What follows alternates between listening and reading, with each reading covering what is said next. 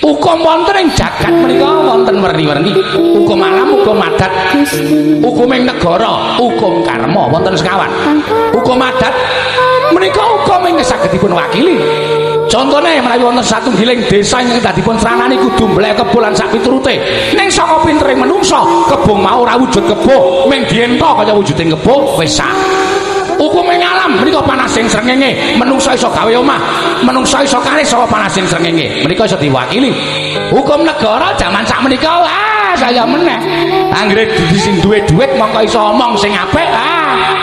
Saya nek iso dublak cangkeme sing don mradata niku nganggo dhuwit. Niku saya ora bakal kena pahukuman. Nika hukum negara, ingkang pungkasan hukum karma. Menika hukum ing tumindak. Sapa sing nandur bakal ngunduh, sapa sing nyilih bakal mulihake, sapa sing bibiti oleh ngriku wayuning bakal sirna.